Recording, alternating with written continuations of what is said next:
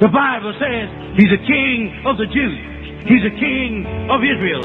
He's a king of righteousness. He's a king of the ages. He's a king of heaven.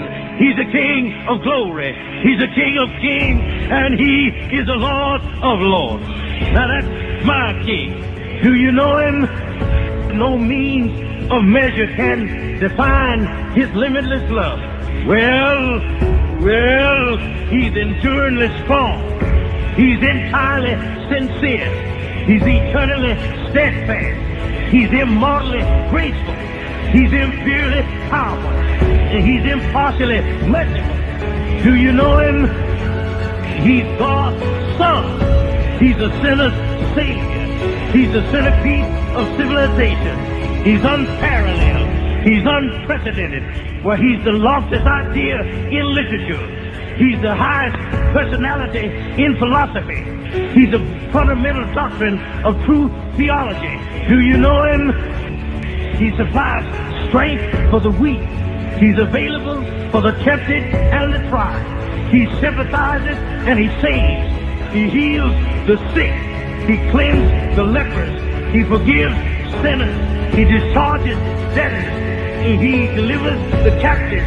He defends the feeble. He blesses the young. He serves the unfortunate. He regards the aged. He rewards the diligent. And he beautifies the meek. Do you know him? My king is a key of knowledge. He's a wellspring of wisdom. He's a doorway of deliverance. He's a pathway of peace. He's a roadway of righteousness. He's a highway of holiness. He's a gateway of glory. Do you know him? His light is matchless. His goodness is limitless. His mercy is everlasting. His love never changes. His word is enough. His grace is sufficient. His reign is righteous. His yoke is easy and his burden is light. Well, I wish I could describe him to you, but he's indescribable. He's indescribable. Yeah. He's incomprehensible. He's invincible. He's irresistible. You can't get him out of your mouth. You can't get him off of your hands. You can't outlive him, and you can't live without him. Well, Pharisees couldn't stand him, but they found out they couldn't stop him. Pilate couldn't find any fault in him. Herod couldn't kill him. Death couldn't handle him, and the grave couldn't hold him. That's my king.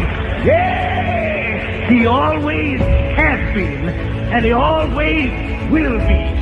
I'm talking about he had no predecessor, and he'll have no successor. You can't impeach.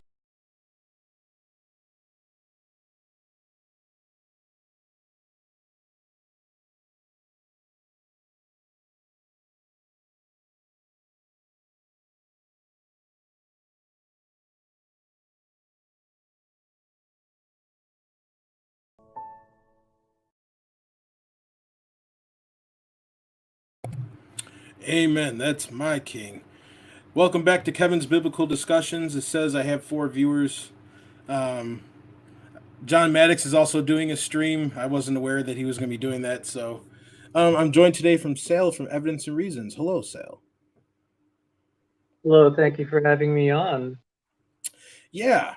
So I wanted to have a nice discussion about, creation and maybe some good scientific evidences to believe that God created everything. And so why don't you just, open up by telling us a little bit about yourself, maybe your background, where you come from.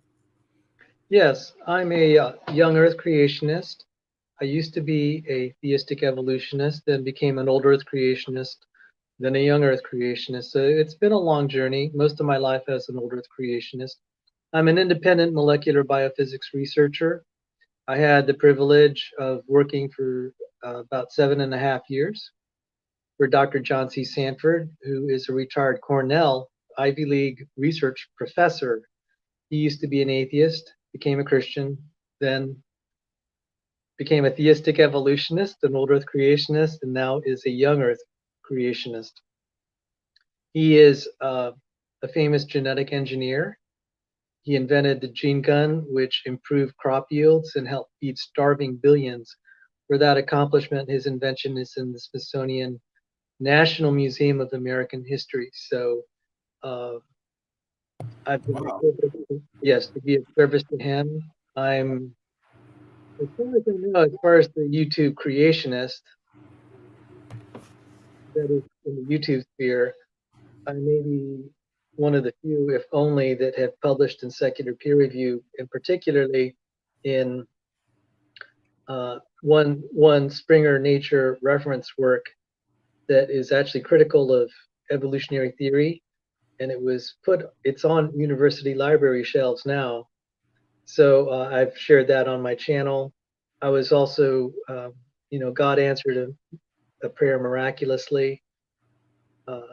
I prayed that some of my work would get national attention. It got international attention in 2005. Awesome. Life story is on the cover, in the cover story of the prestigious scientific journal Nature, April 27, 28, 2005. I don't know why it's listed under two separate dates. If you Google it, you'll find it. Who has designs on your students' minds? So there I was a young earth creationist. I was on the cover of the most prestigious scientific journal in the world. Some people were pretty upset about that. So I nearly left the Christian faith 20 years ago. I was not, 22 years ago, I was not very happy with, the questions I started to have and the doubts. I think people can go through that.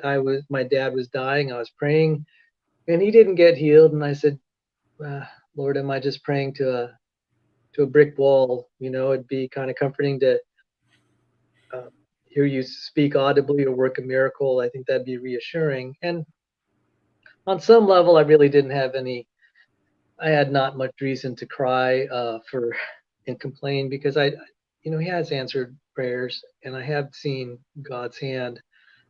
So this is kind of a natural thing. And right. I was really not happy with my treatment in the church. If you express doubts, you were vilified for them rather than being comforted and try to have your questions answered. So there are certain circles, there's certain people in Christianity that are very authoritarian rather than consoling. Right. And I unfortunately found out now that, I'm much older now and wiser about how things go. I found out that one of the number one professions chosen by sociopaths is, in addition to choosing to be CEOs or lawyers, it's pastors. Some of these. Why is that? Did they do a study on why that is, or? Yeah, they did a study and they ranked the top 10. They didn't say why that is, but if you think about it, there are a lot of people that are just in dire straits. Someone comes along saying that he speaks for God and he's going to help solve your problems. And if you have a lot, nothing to gain. I mean, if you feel like you have everything to gain and nothing to lose, they'll just attract a following. The other thing is, you'll see it in the New Testament. Paul started a church. He started lots of churches in the New Testament. And in Acts chapter 20, God told him that after his departure, savage wolves would come upon the church of Ephesus and not spare the flock. And this has been the case throughout Christian history. And I just shake my head. It's like, Lord, why? And you look at Deuteronomy chapter 13, it says God's going to allow false prophets to arise among his own people. And you think, God, why don't you just kill them? You can dispose of them just like that. And he said, well, the Lord your God is testing you to see whether you love him with all your heart and all your soul. So kind of maybe the most straight answer is Deuteronomy 13. God is testing his people. Yes. And that's really sobering. I mean, it must be tested, right, Sil? Yeah, that's really sobering. So I'll see these guys, it says that, I don't know the specific verse, but these, it may have actually been in Acts 20. They're doing these things to draw disciples after them, not drawing disciples for the Lord. They're actually, they end up being leaders of personality cults. Right. And to some extent, even kind of just outside the biblical, the idea of spirituality, you see that there are personality cults all over the place that are not necessarily religious. Right. You see celebrities, sports figures, politicians. Yep. And you really see this in politics. You see someone comes along, he's really charismatic, he's promising utopia, and he's a scoundrel. Yep. Yep. And so so you could probably put sociopaths, you could put like politicians and other things right there. They were just very charismatic, and people will just be willing to die for them, and they're just so deluded. Yeah. And the Lord's saying, I'm testing you. Gonna let it even happen in the church. And I'm seeing it happen in I'm seeing it happen in Christianity a lot. Yes. People putting human individuals, or sociopaths, above their commitment to Christ, and that's how cults start. Absolutely, Sal. And I'd also say, when Jesus was talking in John chapter 10, verses 4 and 5, he says he goes before the sheep. He leads the way for the sheep, and he says that his sheep flee from the voice of strangers, and they don't follow strangers. So by allowing false prophets to come in, I would think that another reason is that it's showing you who his followers are, like it separates the sheep and the goats. Yes, there is something even to that effect. God will allow these heretics in, and it'll start to distinguish who's exactly as you said. Right. And this then brings up the importance of physical evidence, because is one's faith built around personality, or is it built around the facts? Right. And this is in the New Testament times, when you had the apostles working miracles. It was pretty easy to see who was of the Lord, because God granted them signs and miracles, as it says in the New Testament, to confirm His word. So we have certain challenges here in the 21st century where, God has chosen not to necessarily operate in that way. Although I do believe, as I talk to people, that there have been people that have had miraculous answers to prayer. And I met one young lady who had been an agnostic, and she saw a miraculous answer to prayer for one of her dear friends. It affected her the rest of her life. And this raises tough theological questions. Why does God reveal Himself so powerfully in one person and not another? Why did God confront Paul on the road to Damascus and not everyone else? Why did God choose 500 chosen witnesses to testify of Him that saw Jesus after He rose from the dead?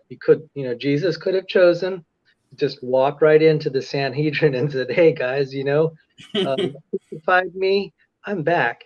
And He chose not to do business that way. And I think that troubled me a long time. And it says in Proverbs 25:2, it says, "It's the glory of God to conceal a matter. It's the glory of kings to search out a matter." And then also in the New Testament, the kingdom of heaven is like treasure hidden in the field. And it's like a merchant who's found treasure hidden in the field, and then he sold all that he had and bought that field. And there's the sense that God will sometimes, he makes it really easy that if you really don't want to find Him, He's going to make it easy for you not to find Him, because the gate is wide and the path really easy that leads to destruction, and the gate is narrow and the path hard that leads to life. What blew my mind, Sal, is I was reading the book of John earlier, right?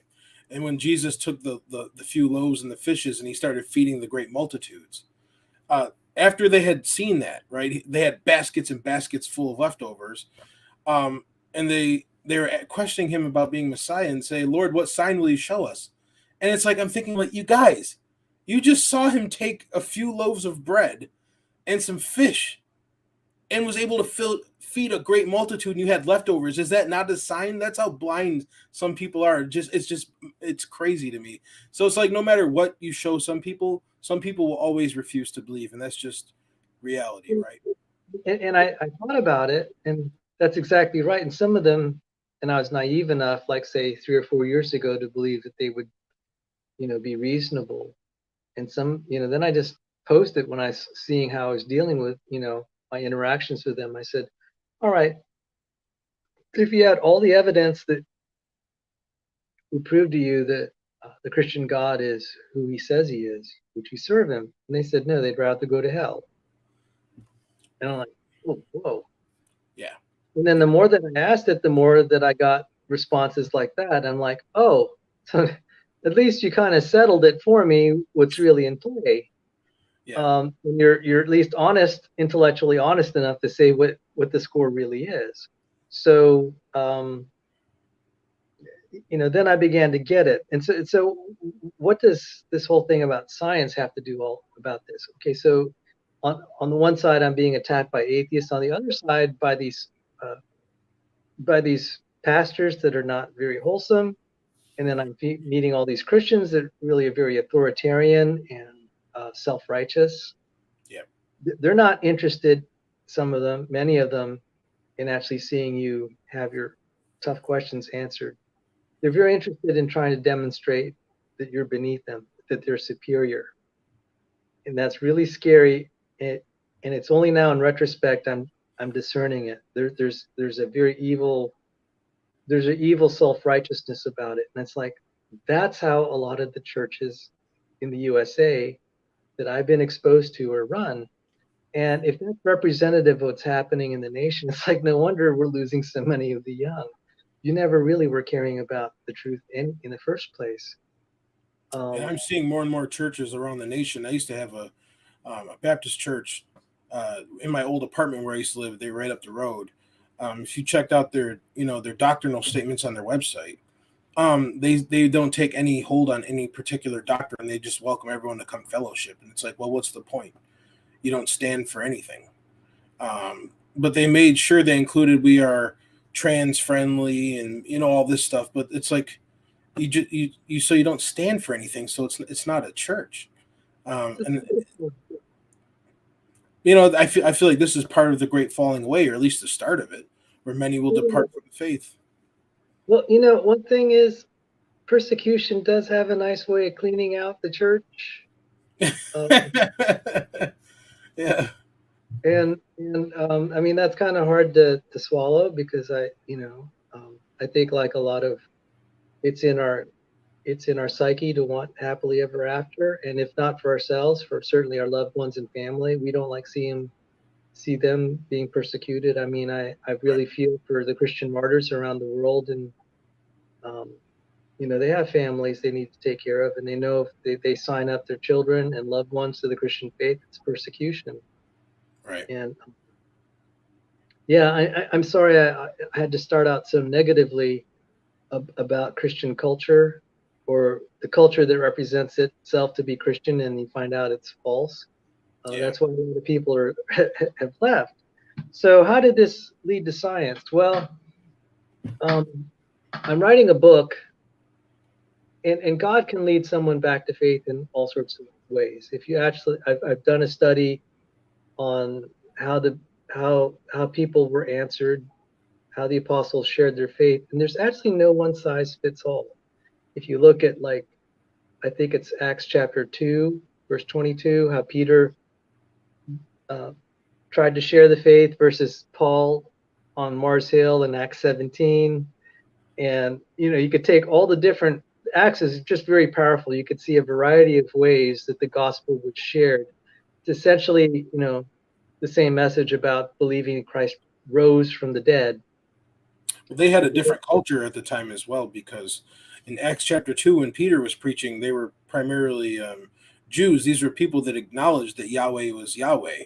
So he didn't have to, go through all the convincing of God, and they already accepted that. So he can go straight to Christ. In our culture today, it's the new wave. The cool thing to do is atheism, right? Where it's like, oh, there is no God. So it makes it more difficult for us in our culture than they had it in their culture. And it is different because sometimes, as I said, miracles are really abundant to them, because Peter was saying, hey, a lot, you saw all the miracles, and Right. and it, of course, they were pricked to the heart at that point. And I look at Acts 17, it's like that may have been a culture that didn't see Paul work a lot of miracles in front of them. What do you do in an environment like that? Well, God has a way of revealing himself. So that starts to lead to science. Yes. And so what happened to me, as I said, Lord, I had bouts of agnosticism. So the first thing I did, I said, well, I was reading the book of James. It said, if you don't have faith, don't even expect. If you're a doubter, don't even expect God to answer your prayer. And I'm like, well, that's kind of hard now, because I'm doubting and I'm having to ask you, Lord, to heal my faith. But it says in your word that not to expect anything. But I continued reading the book of James. James 5:16 is the cure. You confess your faults before one another so that you may be healed. Amen. The effectual fervent prayer of a righteous man availeth much. I said, that's the formula. I said, you know what? If God will not respect my prayer, he'll respect the prayer of a righteous person. He'll respect the prayer of people if I confess. And I have encouraged people. They said, if you really mean business before the Lord, you're going to confess. That's right. Because when you come before the congregation and you say you don't have all the answers, you need help, you've humbled yourself before the Lord, you really mean business, that you're going to do that and say, I'm in bad straits. Right. I can't do this on my own. And for the first time, and I praise God for this, because up until that point, a lot of people were just like, they treated me like you're scum or whatever, and you're obviously sinning, that's why you doubt. And I just, first time that it happened where I said, I'm about ready to leave the faith, I need God to heal me. I don't have it in my power to believe. They just said, Sal, we love you. Be with us. We're praying for you. Sal, we love you. Be with us. We're praying for you. And this lasted for about 2 years. They didn't try to talk me into the faith. They just loved on me, accepted me, and were praying for me. And God could have used any number of means to bring me back into the faith. He chose to use the gift of science. As it says in Romans 1:18-20, God's eternal power, his divine nature are revealed in the things that are made. That's right. And that's what began to turn me around. I said, okay, at that time I had 3 science degrees. Oh yeah, I have 5 science degrees, including a master's in applied physics from Johns Hopkins, and then eventually a master's in unaccredited from the So FAA. you're a very educated man. Thank you. I try. I am looking to enter a PhD program somewhere, and because I now feel that that's my mission field. Yeah. And as I studied scientific questions, this topic of intelligent design, I said, I think there could be a creator. In fact, it's being so obvious. Yeah. The other thing is, also at that time, I said I kind of loved I was hanging out with the atheists, and I was thinking, wow, this is refreshing, where I could actually ask tough questions, and I'm hated for it. You're actually welcome for asking tough questions and expressing where you don't understand something. It's like, when I was in school, if I didn't understand something, I could ask questions, and it was welcomed. Right. But in the church, it's like you ask the tough question, you awful person. And of course, now I'm realizing that the dynamics of that, and those are churches you don't want to be a part of, or those are prayer groups you don't want to be a part of. Because it says in Jude, be merciful to those who doubt. And now looking back, that the way people were treating me were in violation of God's word. And that's why I know it's harsh for me to say that, but don't go to people like that, because they're sinning against God if they treat you that way. Right. And well, people aren't perfect. They make mistakes, We're called sheep for a reason, right? Sheep are one of the dumbest animals. But they honestly, these people almost drove me out of the Christian faith. I'd be on the other side now. But what happened to me, and I think it was the answer to prayer of those people that were praying for me over those 2 years, was God started to show me. So it said, it's like that treasure hidden in the field. God has the evidence there, but you have to dig hard for it. You have to be willing to see it. Right. Otherwise, he's going to make it really, really easy. If you don't want to believe him, you won't. And there's an even more disturbing verse in 2 Thessalonians 2:11 and 12. God will allow spirits of delusion, strong delusion, to take hold of these sinners, so that they'll be damned who take pleasure in unrighteousness. And I'm like, holy smokes! So some of these people are so far gone, and they've already shaken their hand at God and said they'd rather go to hell than serve him. And God's going to say, hey, I'm going to help the process here. I'm going to make sure you go where you declare you want to go. And that's kind of scary. So, so this thing about using science, it's not really using science. Science is a gift that God gave us, a lens to see his eternal power and divine nature through the things that are made. Right. And I began to study that, and I think that there has to be a creator. Now, I began to find out, as I was even in this long journey since, that a lot of people that came from non-Christian homes or who had already renounced the faith came back when they studied the complexity of the cell. So one of my favorite stories on the Bread of Life channel, Rebecca Davis, she's a frequent co-host. Just for the record, I have all sorts of people that I work with that I don't necessarily agree with theologically. Right. One thing she is really good at is just getting people to talk. And she got someone named Matt Bilyeu, who's an old Earth creationist. I'm a young Earth creationist, but he had a beautiful testimony. So, Sal, yeah, I'll let you finish. I'll get back to that, though. So if I had to ask you for your strongest reasons that you believe the Earth is young, we'll get to that. But what would you say were your top 5, scientific facts that you think help prove the Earth is young? And then maybe we can also get into some of the other stuff, like you're talking about the cell. You want to get more into about the cell too? I think that'd be interesting. I'd rather start off with the strongest evidences for creation, because the strongest evidences for creation would be those that both the young Earth and old Earth creationists accept. So that's why I would start with that. The young Earth creationism is a lot harder, and it's so what'll happen is you'll have people like at the Discovery Institute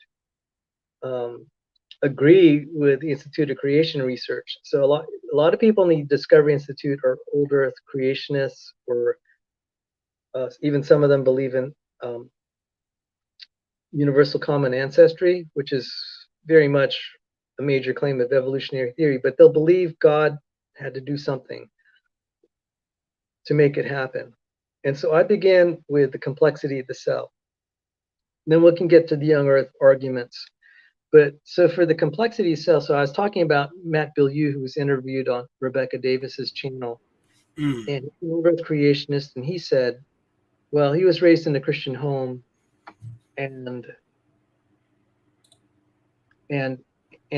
around high school he had already renounced his Christian faith. He went off to college to study biology, and the professors there were diehard evolutionists, and one of them said, one of the professors said, well, today, I know some of you may be Christians, but today, I'm going to teach you the truth. Evolution is fact. And so this young man, Baptist Yu, who was already an atheist, he said, even though he believed in evolution too, he thought that was kind of rude and presumptuous and dogmatic, not necessarily scientific, and really very insulting and insensitive. But he accepted it. He was already an atheist. Right. By his fourth year of biology studies, he was studying the cell membrane, and he said to himself, everything my professors have told me about evolution is false. Only God could create something as complex as this. 6 months later, he rededicated his life to his Lord and Savior, Jesus Christ. He went on to seminary, got married, and is now a defender of the Christian faith. Granted, he's an older creationist, but when he gave his life back to the Lord, his Lord and Savior, all the angels in heaven rejoiced at one repentant sinner. And I've heard this story play out. There was an origin of life researcher named Dean Kenyon. He may have already been a Christian, but he wrote the top book in abiogenesis at the time, graduate book. Now this was like in the 60s or 70s, which is some time ago.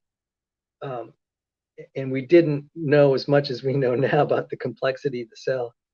And he was given a book by his students, by A.E. Wilder Smith, Cybernetic Approach to Evolution. And he said over a course of 5 years, he said this is too complex. It's not a natural chemical reaction for life to spontaneously arise. And he said the best explanation is intelligent design. And then there's Fazell Rana, who is a old Earth creationist. He was raised in an agnostic home. He was a non-believer. He became he got his PhD in chemistry and biochemistry. His postdoctoral fellowship was studying the cell membrane. And then he realized, he said, everything we're hearing from the mainstream about abiogenesis is false. So the cell membrane, is that like the outer part of the cell, like the wall? Yes. Okay. Yes. So, and we could show, like, if I could find some clips of it. I don't have them immediately handy, but when they studied this, no, that was a great question. So let me just try to reorient a little bit. Maybe I could show you some things about the cell membrane. Okay. I have to dig up some videos, but he, Fazell Rana was like, yeah, only God could make this. And that story plays out over and over. Now, I need to share something interesting. I said, okay, you hear a lot of the creationists talk about dinosaurs and about chimp human ancestry. I'm trying to take an inventory. What things have caused people to become believers? And the thing that has helped has been studying the complexity at the molecular level. I mean, this would be a very interesting thing. Go ask people that, had either had bouts of agnosticism or were agnostics or atheists, and find those that were persuaded by a scientific argument. Find out how many were persuaded by some of the typical creationist arguments about dinosaurs or chimp human ancestry. I don't think it's not been my experience. I've not met a single one, but the ones that had the most radical conversion has been studying like what you're depicting there. So let me look at this here. Yeah, I just Google search for cell walls, cell membrane. And this is I don't know if there's any better ones you prefer. I just grabbing a random photo here because I'm no scientist. I don't know much about cells. I remember learning about the nucleus and the DNA and stuff, protein. Right. Let me. Okay. All right. Let me walk you through this a little bit. Okay, this looks like junk, but do you see it says there channel protein? Yes. Okay. This is where you know what will sometimes, and I got to point this out, sometimes the way God will try to prove something to you, it's not through anything exciting or anything glamorous. I mean, you look at this, it's like that, especially kids are kind of be turned off by that. Like, ooh, that's Right. great. You Yeah, know? I hated science class when I was a kid. So, um, but what ends up happening, particularly for medical researchers, they're trying to basically repair what's broken. Mm-hmm. And repairing what's broken is you realize how complicated something is that had to be to put it together. So a lot of people in the medical profession are Christians or believers in some sort of deity because this is so complicated because they're trying to repair it. So let's uh, let me see if I could drop a. I don't know how to drop a link to you. I So would have to come in through my you want to screen share something? Yeah, I have to come in through another account because my Android phone is what's generating the audio and video. Okay. If I come in through my other account, I can start dropping links in the private chat, and then you could play them. So Okay. just give me a moment. And why don't you, if you could fill out some time and talk while I'm trying to get this set up, Sure. that'd be helpful. Yeah, say hello to Kelvy and Paul so far. I don't know who the other viewers are that are watching, but they haven't commented yet. But what's up, guys? If you guys have any questions for Sal, go ahead and drop them in the chat. And after he's done explaining the stuff about the cell and some more of his evidences, then maybe we'll answer some questions. If you guys have questions for Sal. How's everyone's day going so far? Kelvy, I saw that you put a video earlier. I haven't watched it yet, but I did comment that I said I would watch it. I saved it to my watch later, so I will watch the video you put out earlier.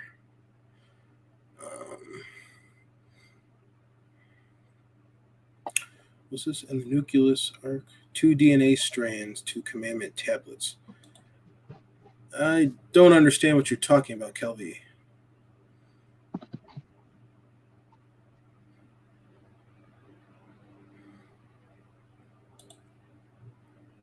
Surprised Graham hasn't showed up yet. He's usually always in the chat.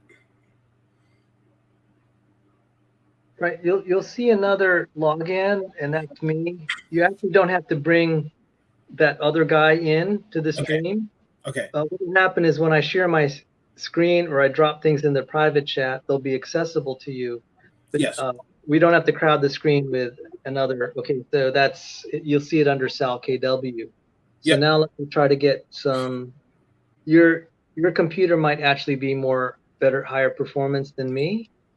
And so I might just drop stuff in the private chat that I already know has been, YouTube won't usually whack you for a copyright Okay, cool. top stream. So, okay, so. So you're going to share, was it videos? Yeah. Okay. So this is the potassium ion channel. So that earlier diagram you showed, it said a protein channel. And let me just make sure I'm giving you the right one here. And Cheryl says hello, Sal. Oh, greetings, Cheryl.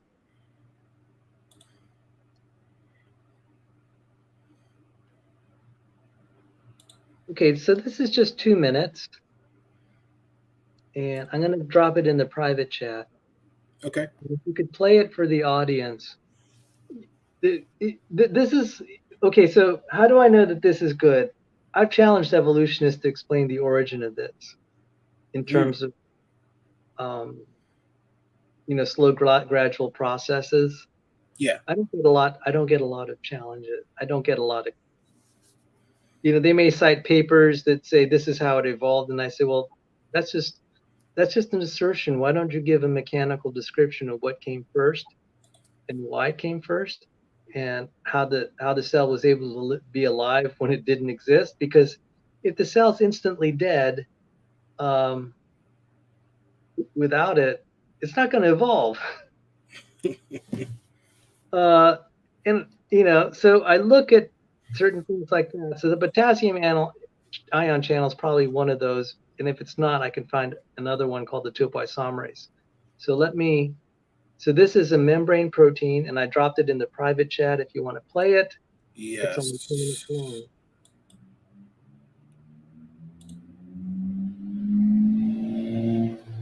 Oh, there's an ad. Hold on. I'm going to let the ad go. And I'm going to pause. I will share that.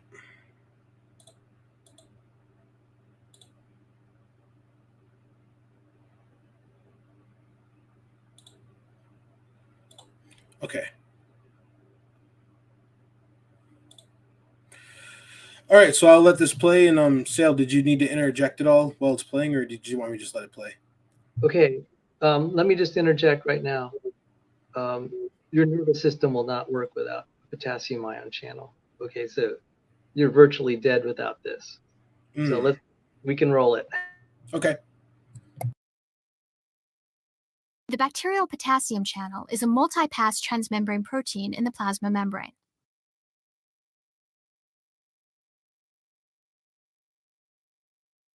It is built from 4 identical subunits that are arranged symmetrically. A pore in the center of the protein allows selective passage of potassium ions across the membrane. 4 rigid protein loops, one contributed by each subunit, form a selectivity filter at the narrowest part of the pore. This structure is responsible for the channel's high degree of selectivity for potassium ions over sodium ions.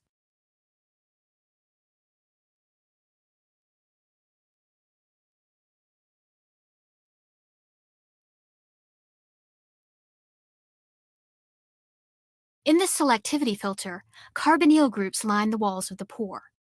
These carbonyl groups are spaced precisely to interact with an unsolvated potassium ion, balancing the energy required to remove its hydration shell. Passage of a sodium ion through the channel is energetically unfavorable because the sodium is too small for optimal interaction with the carbonyl groups.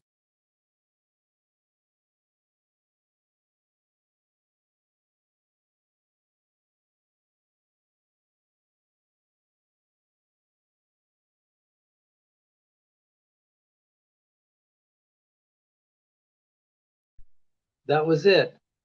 Okay, so what are we watching here? For those who are even reasonably mechanically minded, you look at a car, how all the parts have to fit just right.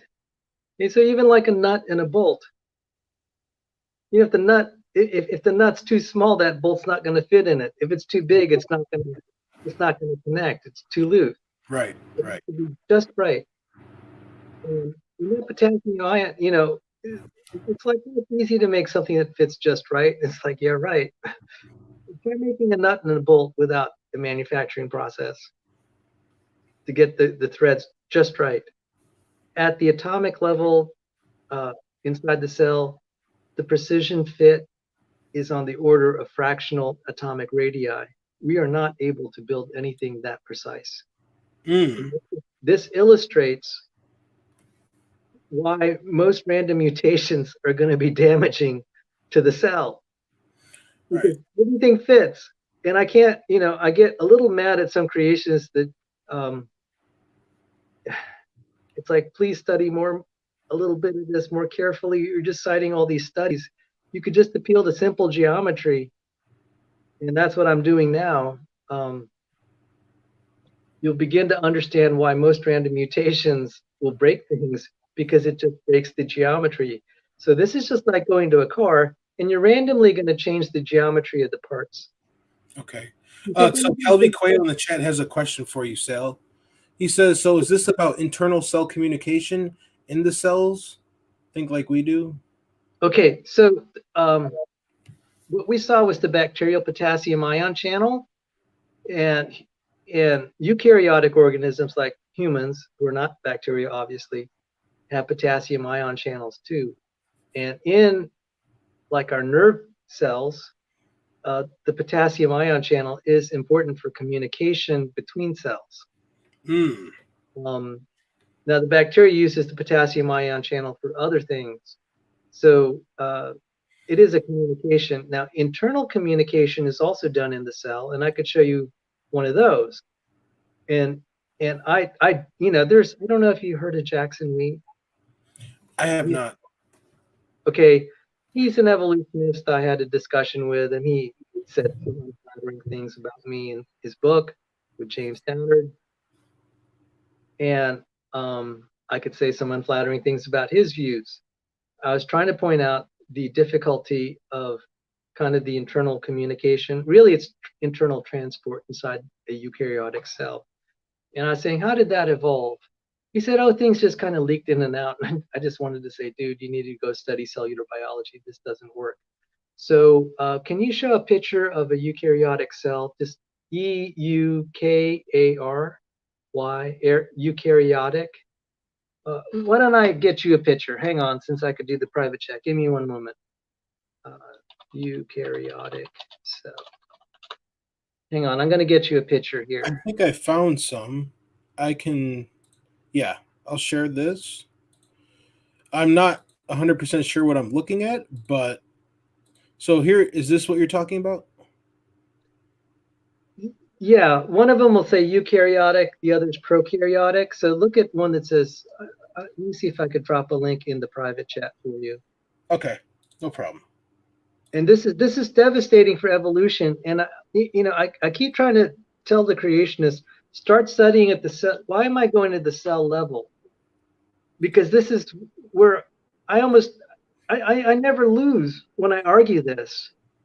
You look at your favorite YouTube evolutionists, they don't want to challenge this because it is, I know it's going to get them.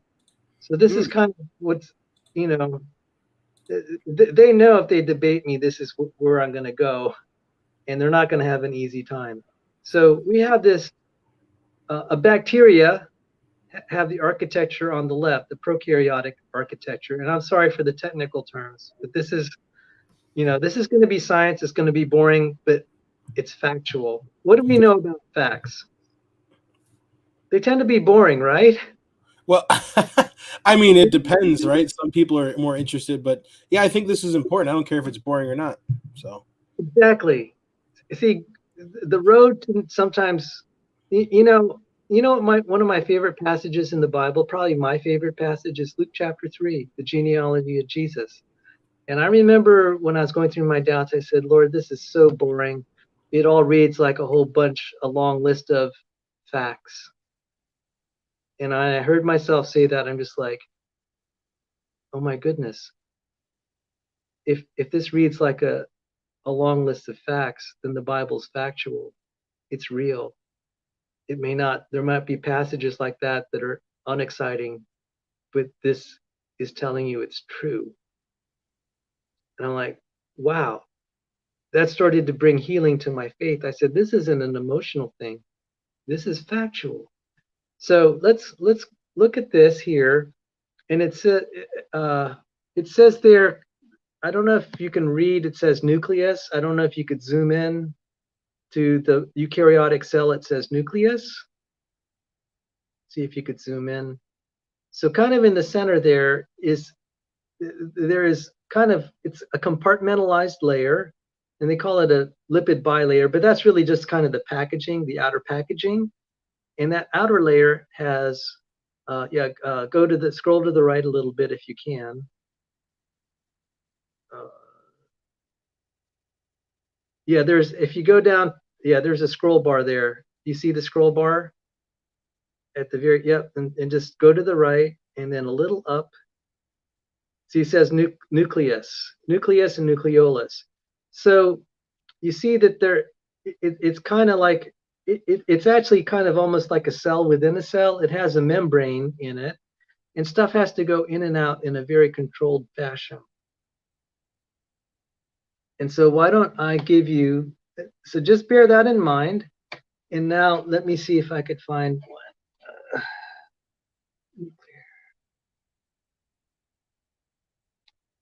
I'm going to drop in a video, see if I could get one that's good. And I showed this in a debate. The other guy was just kind of like, "Oh, wow, that's pretty good," just like, "Well, yeah," you know, because I was saying, "Why don't you tell me how that evolved?" Because if the parts are missing, you're dead. There's no more natural selection. There's no more further evolution. It all has to be there. Right. That's not how evolution worked. And I'll say, okay, then why don't you tell me how evolution worked rather than just asserting it? Because you keep saying I don't understand. Apparently, you don't understand how evolution works either. So it's just a face statement on your part. It doesn't really agree with anything, rational Right. in terms of the mechanics of it. This is like saying, how do you have a car running without spark plugs, if that's the way the rest of the car is built. So let me drop this in. This is a 4-minute video.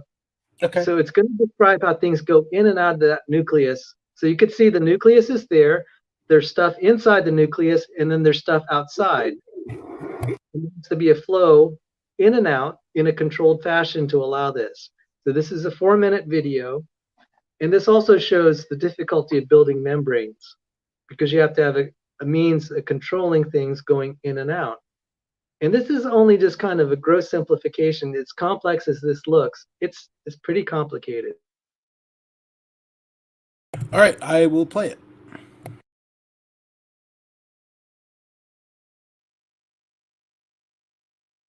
Are the only channels through which small polar molecules, ions, and macromolecules can travel between the nucleus and the cytoplasm. By controlling this traffic, the nuclear pore complex plays a fundamental role in the physiology of all eukaryotic cells.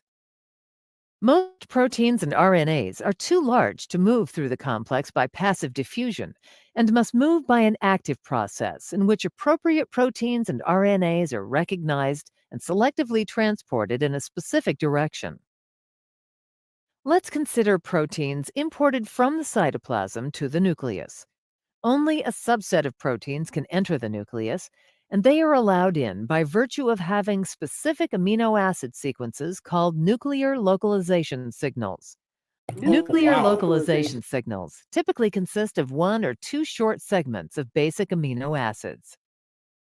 Nuclear localization signals are recognized by nuclear transport receptors called importins, which carry the cargo proteins into the nucleus. With its cargo attached, importin binds to specific nuclear pore proteins in the cytoplasmic filaments. By sequential binding to more interior nuclear pore proteins, the complex is translocated through the nuclear pore. At the nuclear side of the pore, the complex is disrupted by the binding of a protein called RAN to importin. RAN carries a molecule of GTP. This binding changes the conformation of importin, which then releases its cargo protein into the nucleus. The importin-RAN complex is then re-exported through the nuclear pore. A protein in the cytoplasm called RAN-GAP, for GTPase activating protein, stimulates RAN to hydrolyze its GTP to GDP, an action that triggers RAN to release importin back into the cytoplasm. RAN plays a key role in protein import and export. Note that while RAN is bound to GDP, it cannot disrupt the binding of importin to a cargo protein. In an action that prevents the depletion of RAN from the nucleus, the RAN GDP formed in the cytoplasm is transported back to the nucleus by its own import receptor, a protein called NTF2. In the nucleus, another protein called RAN-GEF, for guanine nucleotide exchange factor, stimulates RAN-GDP to release its GDP and pick up GTP. In this form, RAN-GTP can disrupt the binding of importin and its cargo, triggering the release of the cargo in the nucleus.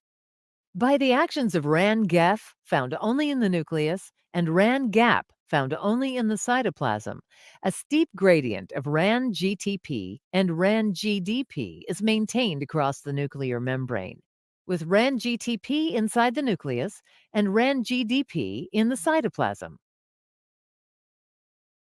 Similar to imported proteins, proteins are targeted for export from the nucleus by specific amino acid sequences called nuclear export signals. Nuclear export signals are recognized by receptors within the nucleus called exportins. which direct protein transport through the nuclear pore complex to the cytoplasm. RAN-GTP promotes the formation of stable complexes between exportins and their cargo proteins. Note that this same form of RAN does the opposite for importins and their cargoes. The effect of RAN-GTP binding on exportins dictates the movement of proteins containing nuclear export signals from the nucleus to the cytoplasm. Following transport to the cytosolic side of the nuclear envelope, GTP hydrolysis and release of RAN-GDP leads to dissociation of the cargo protein, which is released into the cytoplasm. Exportins are then recycled through the nuclear pore complex for reuse. Now, there were a lot of terms there, but the animation, try not to get bogged down in the terminology. If you're reading a biochemistry textbook, it's going to put you to sleep. But when you see that animation, you realize, oh my goodness, so much has to go right for this to work. Otherwise, you'd be dead. So, Sal, that video we just watched, is that a process that every nucleus of every cell in our body does? Yeah, and you got 1 trillion of those because you have 1 trillion, you have 100 trillion cells in your body. Yeah. You'd be dead if this weren't working in all 100 trillion cells, or at least most of them. So that's just what one cell does. One like, eukaryotic the whole cell, just the nucleus, right? Right. Now you have blood cells that don't have a nucleus. That's another story. But most of the cells in your body have that architecture. And do you see, just in the space of even an hour, and we had like a 20-minute theological discussion. But how many Sunday schools will give you this? What 40 minutes could do to someone? And I've been to a church. I was a little frustrated. All the pastor wanted to do to help people with their faith is just give more of his preaching. I'm just like, you need to give them stuff like this. These kids are going to go to school. They're going to be confronted. Why don't you give them some? Yeah, it's an alarming statistic that people that have been raised in Christian households, they graduate high school and they go off to a secular college. I think it's like a 30 or 40% turnaround rate where people claim that they were once Christian and now they don't believe anymore. They're unsure because of their science professors in their secular universities. Yeah, and that's why I'm very passionate about what I do, because I've talked to some of these. Again, you'll have, sadly, that segment that says they've gotten to the point they'd rather go to hell than serve the Christian God, and some of these came from Christian homes. I can't help that, but there are sadly, some Christians that want to believe, and no one's ever taught them in church. All they got taught was the Bible. And I'm like, churches think that the way we best serve people is to teach them the Bible and only the Bible to help them believe. To some extent, yeah, it's like faith comes by hearing and hearing by the word of God. But what I'm trying to say is that's a necessary, but not necessarily a sufficient condition. What do the scriptures have to say about it? First of all, look at Acts 17. But then look at John 10:38. Jesus said, if you don't believe me, believe the works. So he understands you could be in a situation you don't even regard the word of God as true. He gives a recipe. He anticipates, he knows human nature, but study the works so that you may believe in eternal life. So in the New Testament, it's different than the 21st, but there's still a principle we could extend. Those people had witnessed his miracles, and he's saying, just look at what I did, and you'll believe. And then now in the 21st century, God has left a mark that he's there, according to Romans 1:18 through 20. Absolutely. And he said, this is so powerful, you're without excuse. And so I show this to some of these people that are burdened of hearts, and God is witnessing, hey, you have no excuse now. You've been witnessed to, and there are guys like Jackson Wheat who actually know biology. It's like you've been witnessed to, and you're still closing your eyes. All that stuff, Jackson Wheat and James Downard study dinosaurs and the fossil record. I said, okay, how does the fossil record explain the origin of this? You tell me. How does how does all that evolutionary theory and your fossil progression, how does it explain what you just saw? Of course, I know they're not going to have any answer. And they'll say, well, that's so far back, we don't have any fossils for that, so we can't explain it. It's just like, okay, so that's a statement of faith. Is that right? You actually can't demonstrate. You can't extrapolate from your little evolutionary, transitionals that you claim happen. You can't extrapolate that to explain this complexity.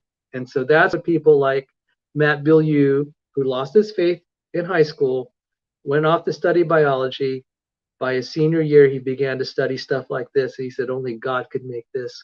I'm rededicating my life to my Lord and Savior, Jesus Christ. And that's what happens when you're confronted by facts. Yeah, amen. So, Sal, I've seen videos where they say they've found remnants of blood cells left in T-Rex fossils. Now, I've heard atheists have an objection to it where it's not actually a red blood cell, but they say it was the what do they call it? Leftover from blood, the plasma or whatever.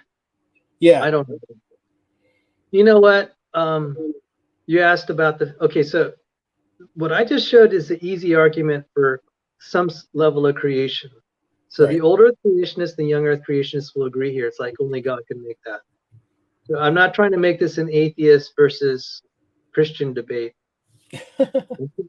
Young Earth creationism has to contend with the old Earth creationists, which means they're, by and large, I view them as brothers in Christ. There are some Jewish old Earth creationists that sadly don't accept Jesus as their Messiah.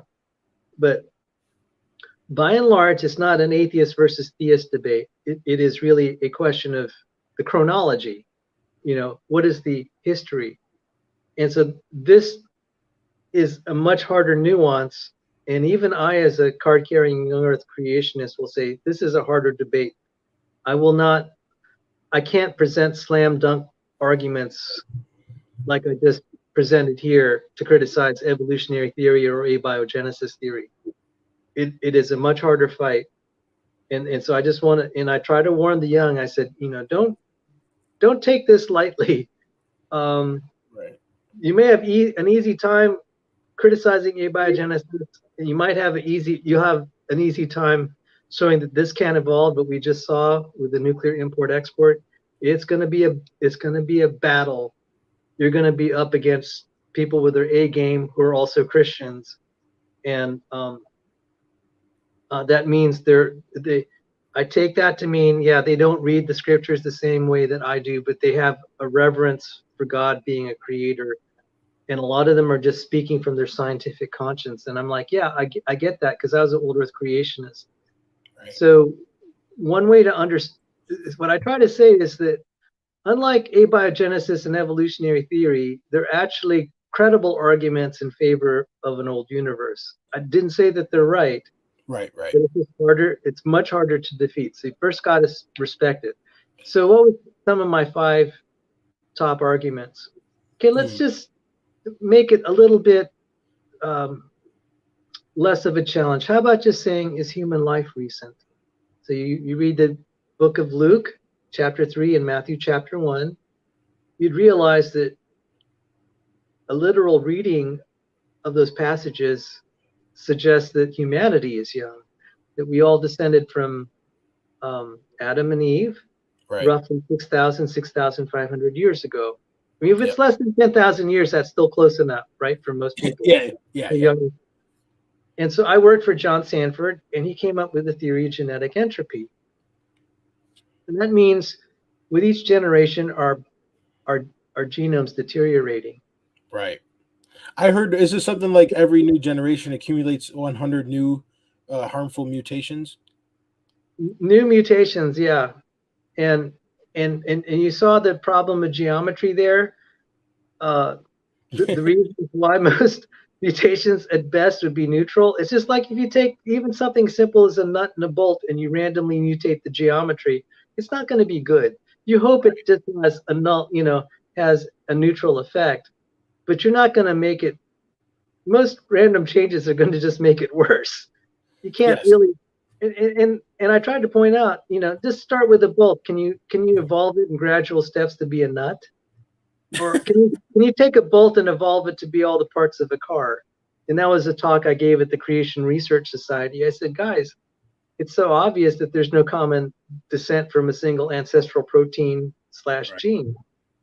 Because just like the parts of the car, you can't take one part and get it to evolve into a fuel tank, a tire, a piston, a spark plug, and a radiator, or any other parts. There's just no common answer, because when you vary the geometry of something that's functional, it's going to be dysfunctional. So when you asked about the 100 mutations, you're affecting the geometry of what they call the 4D nucleome. So a lot of people don't realize that Can you DNA. explain what that is, Sal? Yeah, sure. You can imagine that humans develop from a single embryo, embryonic cell, one cell. And that cell ends up splitting and becoming all the parts of your body. So there are roughly 300 classification schemes. They'll say like there are 300 cell types. There could be thousands depending on how you decide to classify. So like the cells in your cornea in your eye, in your lenses, they're different cells than the cells for your bones or your teeth or your skin or your hair. Yeah, in your heart, they call it myocytes, I think. Your blood cells are called erythrocytes. You have liver cells. You have the reproductive cells. You have nerve cells. And you have whole varieties of these cells. How can they just kind of change themselves like that? And it's because what they call regulation. It's just kind of like a recipe. Like when you're making a recipe, like you have a shelf of ingredients. Right. And if you want to cook stuff up, it's like, I'll take a few of these ingredients, I can make a cake. I could take this set of ingredients, I could make a soup, et cetera, et cetera. And so being able to what they call the process of differentiation, where you make one kind of cell type versus another from a common ancestral cell, from the embryonic cell line, it's a process of regulation. And to accomplish that, your DNA is actually like a scaffold. If you've seen people who are working like on building a house, they get up on scaffolds. Right. The DNA actually serves as a scaffold or a parking lot for molecular machines to be able to do this regulatory process. Ah. Yeah. And so they call that the 4D nucleome, where the DNA kind of just changes its shape and allows different machines to park on it, its parking lots, or builds different kinds of scaffolds. Because some of the old way of viewing DNA, it's like, well, that's just a blueprint to make proteins. It's way more than that. It is a dynamic machine that can reconfigure its shape, its three-dimensional shape over time, within the lifetime of a cell or whatever, to do regulation. So they call this the 4D nucleome, because it changes shape in 3D over time. And that's how cells have, you get differentiation in the different kinds of cell types. How that orchestrated is, we're only beginning to touch the tip of the iceberg on how this works. It is so amazingly complex. So when you have all these 100 mutations that you were talking about, it's going to affect the functioning of that 4D nucleome process. And your genome is about 4 billion base pairs, DNA, basically pieces of DNA, what we call nucleotides. You put the nucleotides together, they make DNA. So 3.3 gigabases. So say you damage 100, it's like, well, most of the time it's not, it's kind of survivable. It's like if you take a drill and just randomly start drilling pieces of your house, it's detrimental, but your house is most likely gonna keep holding together unless you hit a critical point. And so it starts to accumulate. But what do we know? First thing we're finding out, and evolutionists are very reluctant to admit this, and some of them just never get it. What happens in nature is what's often selected for is, what they call natural selection. I call it differential reproductive success. That's a more accurate term. It's something that has lost capability. So let's give an example. And some of the evolutionists don't like me pointing this out. On average, very intelligent, high IQ women have less children. There's actually a very high incidence of childlessness. So that means the smartest women are not passing on their genes. Right. And there's been a slow drop in intelligence over time. And I said, do you see, Darwinian evolution doesn't work the way you think it does. Because if it's about making more babies, you get these less intelligent women just sprouting like rabbits. I mean, and the very gifted ones don't make as many kids. And that's just a tiny example. We see this in all sorts of biological systems. We really found it out in Lenski's. You keep hearing about Lenski's long-term evolution experiment. The acronym is LTEE. And they are celebrating this in science journals and say, look, evolution works, evolution works. And Michael Behe and the ID proponents like myself, I'm a young Earth creationist and also an ID proponent, we were laughing. Because there was a 2017 paper a lot of people ignored. It said the genome decays despite fitness gains. So fitness is just the amount of reproductive success, just having more and more babies, so to speak. But the genome was decaying. Just like you think about these women, the IQ of the population keeps going down, but they're reproducing like rabbits. I'm sorry to be crass like that, but yeah, that's happening at the bacterial level.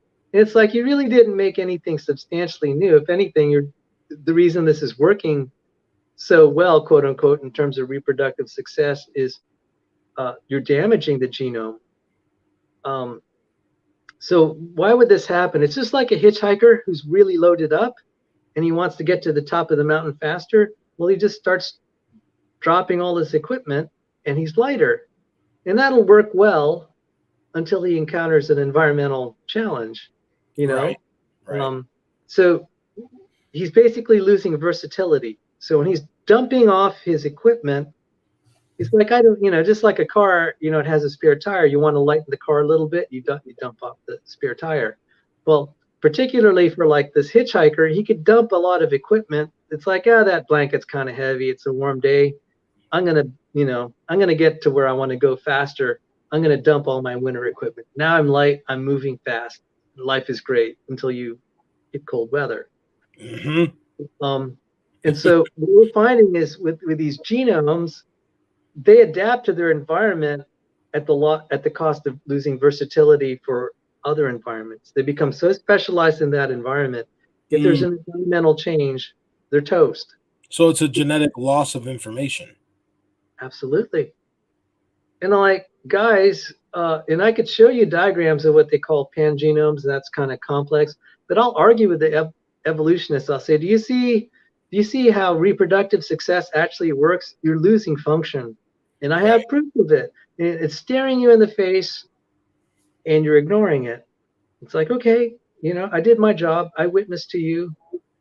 If you don't want to bow down before your creator, that's up to you. This is science at this point. What have I said that is not observable, even under your microscopes and all your genetic sequencing? So that was a long answer to what was my first evidence of a young Earth. Evolutionists themselves who studied human evolution, one of them at the NIH, Alexei Kondrashov, who actually worked with my professor there, Alexei Kondrashov said, why have we not died 100 times over? Why have we not died 100 times over? If we consider how we're deteriorating genetically, why haven't we died? And I'm just like, yeah, That's what I'm thinking too. And I'd say, well, have you considered that maybe, I mean, I'm just thinking rhetorically here, have you considered that maybe we haven't been around as a human race for very long? That would Right. say that, wouldn't it? Mm-hmm. So that was the first thing. And that would also explain like the long ages of the patriarchs, like Adam lived 930 years, Methuselah 969. But at the rate we are accumulating genetic mutations and we're losing so much information, I mean, if you had to give an estimate, how many generations of humans do you think we could actually keep going and still being able to like function and reproduce? Like, would you say we have maybe another 1,000 years, if that, or less? Okay, I'll tell you what an evolutionist said. A lot of them have said 100 to 200,000 years, and it's like, oh, that's a long time. Relative to geological time, that's not a lot. We will not conquer the universe in that time, and you know, human nature has shown itself not to even solve its own trivial problems. They're letting, I mean, it's really sad. You let these tyrants like Putin and Stalin and Mao, uh, and now these guys have nuclear weapons. I'm not very hopeful um, that we'll continue as a human race and that we'll be able to solve. The other thing is solving genetic problems. You can't. Uh, it, there are a lot of problems why we can't re-engineer our own genomes. Not the least of which is even if we tinkered. From experience, we know that for every one success, we might have hundreds of failures. What are you going to do with all the kids that you've re-engineered and you've misfired? You could have hundreds of them that have birth defects for every one that you supposedly improved. So that's the first problem. I mean, how are you going to? I don't know that any woman would be wanting to have 100 kids just to make one improved kid. Okay, despite the advertisement that they can do it, I'm just like there are mechanical problems to it. Mm. So, and we might the Earth. Okay, so this leads to the second question. So let's just say 200,000 years. Okay. This is not very promising, and on the way there, we're going to get dumber and sicker. Right. So, I mean, they might be reproducing, but they'll be as dumb as a jellyfish. Yeah. I mean, I try to say, guys, you ought to be getting on your knees and asking for God's mercy, because as a human race, we're not going to last long. Even you atheists, ask some of them, what do you think the prospects of the human race are? You all have been complaining about climate change and Armageddon, and it's like, even you don't believe we're going to last that long. And by the way, I'm going to have something to say about climate change in a little bit. But I said, stop thinking that science is going to be your salvation. You're not going to be able to save yourself. That's right. There's no salvation in your human science. There's no salvation in evolutionary theory or abiogenesis. What are you guys doing? Well, abiogenesis is unscientific anyway. Material can't just generate itself. That's ridiculous. And how are you going to find salvation in that? Ought you not to be getting on your knees and asking God for mercy on your soul? I mean, you think about it. And that's what got me into Christianity when I nearly left. It got me back. I asked the atheists, what do you live for? And they had no good answer. They said, well, you just make your own meaning. I'm just like, well, that's not very helpful. No. So you're going to experience, what experiment now are you going to give me that's going to tell me what the right way to live is? And suddenly you have no scientific answers. And so that's, so that is both kind of a young life creationism, which is kind of friendly to young Earth. We can't have been here very long. So now about climate change. The magnetic field, okay, independent of whether we think we're contributing to global warming or climate change because of carbon emissions, I'll give you something more sober. You can just go to the Wikipedia entry. Why don't I do it for everyone here, just so you could see I'm not making this up. And so this is the Wikipedia entry on Earth's magnetic field.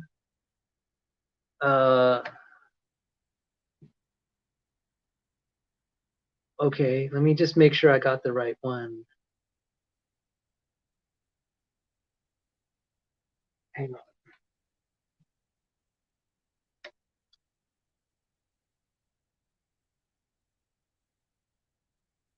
Guys, any questions for Sal? Leave them in the chat, and I'll make sure he gets them.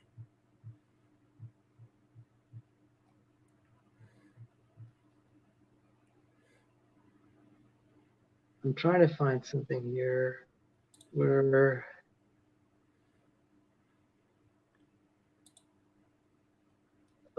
they may have changed the.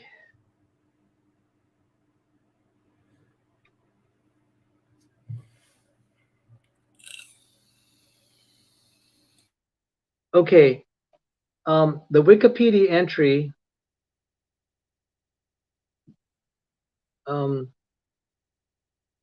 I had one on the Earth's magnetic field, and I may have lost the exact reference, but if you just, let me drop this in the, can I share my screen? Yes, you can. And we'll let me look at this here. And, okay. So, I think you can bring it up if you can.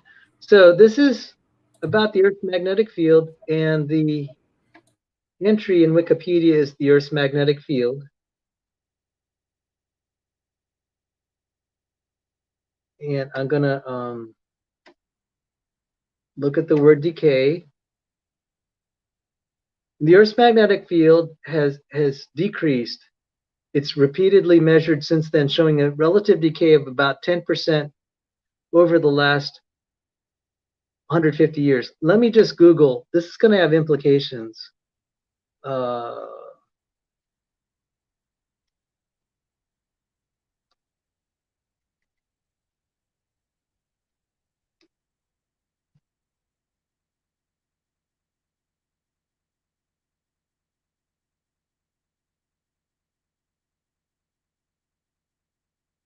No, I think they removed it from. They had a nice Wikipedia entry that was saying that it's disappearing. So let's see if I'll try one more. 1600. I'll try it one more time. Apologies to the reader. Okay, here it is. The direction and intensity of the dipole change over time. Dipole is like north and south pole, okay? Over the last 2 centuries, the dipole strength has been decreasing at a rate of about 6.3% per century. At this rate of decrease, the field would be negligible in about 1600 years. Now they go on to say the strength has been about average for the last 7,000 years, and the current rate of change is not that unusual. There is a flaw in that assertion. They actually don't have direct measurements for the last 7,000 years. There's circular reasoning there. But what we have had direct measurements for is showing it's decreasing by 6.3% per century. At that rate.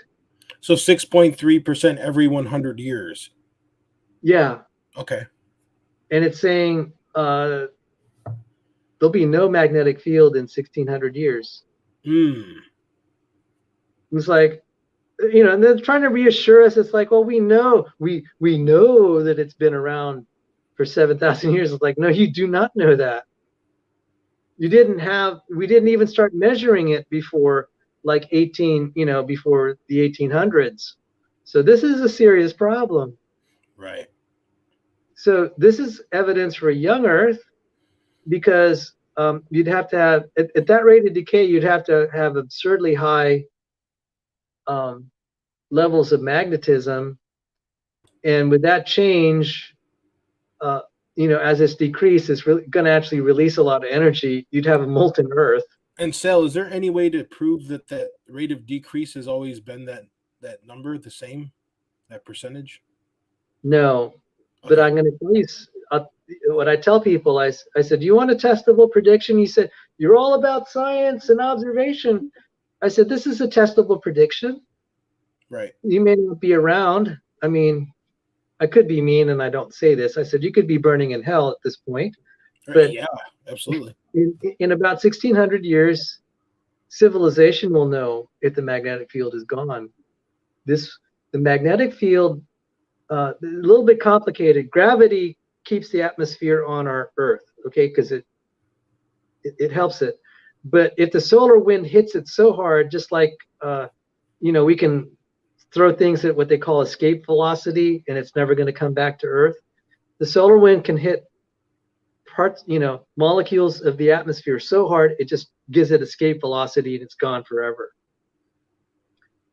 The magnetic field helps steer that solar wind in such a way that it doesn't do that. The mechanics of that are a little bit complicated. But without the magnetic field, universally, all geoscientists said we'd be dead. Hmm. So we may not. You want a testable prediction? One, if you don't accept Jesus Christ as Lord and Savior, you're going to face him on Judgment Day. So you'll find out one way or the other. And if you want something more immediate, how about, in 1600 years, we're going to see this decay. And we're finding out that the planetary magnetic fields are also decaying in our lifetime. I mean, I'm almost 60 years old. You could say in my lifetime, I've probably seen like almost a 4% decay in Earth's magnetic field. Even in my lifetime. Oh, wow. Yeah. And you trace this back at that rate, whether you want a linear or exponential curve, it's still going to be a lot at the time of Adam and Eve, the strength of the magnetic field. You'd have to extrapolate, but to me, this is another good evidence of a young Earth. And I knew when I was in the debate, it was a really tough debate. I knew it was going to be tough because, like I said, the other side does have credible arguments that I can't answer. But I said, you can't run away from the fact that I have credible arguments too. And he was silent on the magnetic field. I noticed that. He wanted to talk about everything else, like radioactive decay, and saying how stupid I was. It's like, okay, don't think that I wasn't noticing that you didn't say one thing about the Earth's magnetic field. And I didn't say that to him, but afterward I realized, hey, you could be as pugnacious as you want, pretend like you know it all, but you don't. There's a saying that Huxley said, even though Huxley was Darwin's bulldog, he said, a single ugly fact, the tragedy of science is a single ugly fact can destroy an otherwise beautiful theory. So I gave an ugly fact there. So the first fact that I gave in my debate was humans haven't been around for a long time. That's sobering. Second, the magnetic field.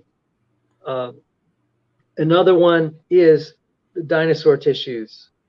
They know that there are chemicals there that shouldn't be. We know that chemicals naturally degrade over time. And there are all sorts of things like what they call racemization, oxidation, the presence of peptide bond. I mean, we could go in chemistry, but we don't have to. Just suffice. I've confronted these guys who swear by radiometric dating, and I say, well, you got a problem with the chemical dates. One of us is wrong. It's going to be resolved one way or the other. Well, Sal, with the dating method, don't they have to make an assumption? They have to assume the age of the Earth first of all, don't they? It's a little more complicated than that. I just have to caution. You're assuming that the rate of decay has always been that rate, correct? Like, yeah, yes, and from physics that is reasonable. I didn't say it was correct. It's reasonable because we've not been able to affect decay rates that much by the environment. We haven't seen a lot of evidence for it until recently. Okay, so again, the old Earth creationists who love our Lord and Savior Jesus Christ, they'll say, hey, Sal, I'm with you on the complexity of cell. Only God could have made this, but you got to help me with this radioactive decay. And so I don't like framing it in terms of atheist versus theist, because there are believers out there who hate evolutionary theory, but they think the Earth is old. We've got to separate them out from these theistic evolutionists. And a lot of them are like, Sal, I'd be on board, but there's the problem of distant starlight and radiometric dating. And I'm like, I've been there because I'm a physics student. I know exactly the problem. And so when I was in physics school in 2012, I had to save my grade in graduate school. And I'm like, well, I have to write a killer paper. I'm going to gamble. I'm going to gamble on finding out evidences in secular review, scientific journals, on electrical and chemical means of changing nuclear structure. Because you could obviously see then, if you change nuclear structure, then that could invalidate radiometric dating, if you can find chemical and electrical means. So the first thing I found out, there's a 1987 or so paper in the world's top scientific journal that said there are neutrons that are generated by lightning. That means nuclear structure is changed by lightning. Oh, that's interesting. Electricity can change nuclear structure. We happen to know that when rocks are compressed, like I have this lighter here, and the way that I start it is I squeeze the trigger, Right. and it compresses a quartz, and the quartz makes an electric spark, and it gets the butane going. Right. I'm a pyromaniac. That's kind of bad. I enjoy it. So if you think about the tectonic activity in Noah's flood, you're compressing a lot of rocks. You're generating a lot of electricity, and they're beginning. Scientists are grudgingly acknowledging. We even see a ton of lightning strikes during earthquakes. So you get electricity can change nuclear structure. We call it a photonuclear process. Wait, so is it the movement or the shifting of the earth layer? Is that what's generating the energy for the electricity? Yes. Okay. And there are two ways you can generate it. So the piezoelectric effect is the compression, I think, and it'll generate electricity. The other is the triboelectric effect. So on a dry winter day, there's lots of static electricity when you're just walking around and you grab the doorknob and you get a shock. That's actually like 30,000 volts. It doesn't kill you because the quality is high, meaning 30,000 volts, but the quantity is low, which means it has low amperes. But if it were a large, high quality of say 30,000 volts plus like say 1 or 2 amperes, quantity, you'd be dead. Okay. Oh, wow. But so it's the friction. So when you take like a cloth and you rub like something metal on a dry winter day, you're going to start charging it. That's a triboelectric effect. We don't know exactly what's going on. It could be both mechanisms generate electricity down there. So that's just one, and I'm just starting at one thing that can change nuclear structure that involves a very reasonable process like tectonic ability, tectonic action. But there's some other mechanisms that we're discovering. We're finding lower and lower energy means.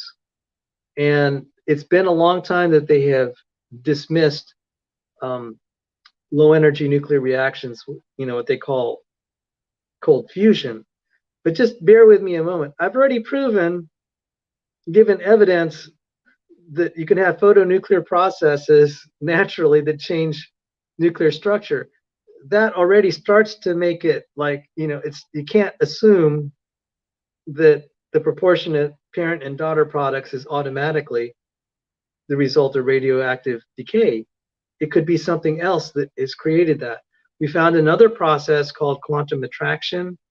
This was done by Adamenko and Vostoysky in Ukraine.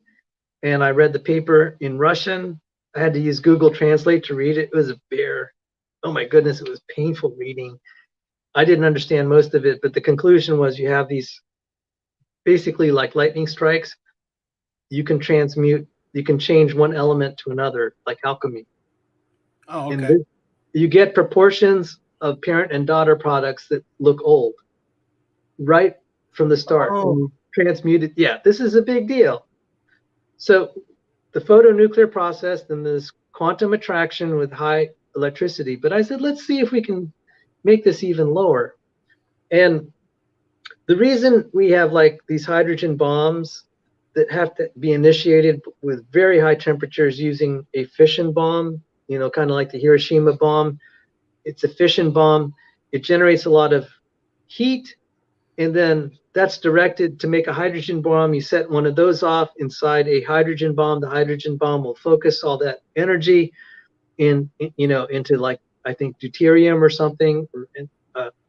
I don't know the chemistry off the top of my head, but it'll cause two positive nuclei to collide with each other. And when they get close enough, the strong nuclear force takes over. And when they merge, it's going to release energy. It's fusion, hot fusion. Right. So this is, it's just like when you have two North Pole magnets and you try to force them together, you could feel the resistance gets stronger the closer it is. Like they're pulling apart, right? Yeah, when you try to force them together, it's going to push them apart is more correct. Okay. Push them apart.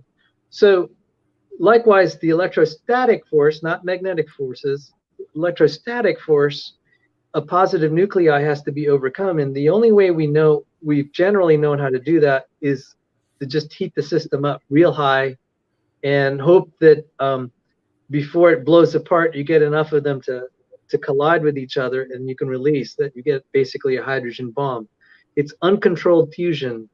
That's why we don't have fusion reactors. It's so difficult. But they said, well, maybe there's a way that they can come together, and we don't know it, but maybe we can get the nuclei to come together, and we can cause fusion at lower temperatures. And it's only like in the last year I saw a paper. It's called Heavy Electron Quasiparticles, and I did this on my channel. And I provided the evidence that it looks like we're able to achieve low energy nuclear reactions under specific circumstances. There was a paper in the prestigious scientific journal Nature that talked about a scandal where professors claimed that when they compress granite, they're able to generate neutrons. Given what we know about these heavy electron quasiparticles, it may be possible that simply compressing granite is going to change nuclear structure. Oh. This is a game changer.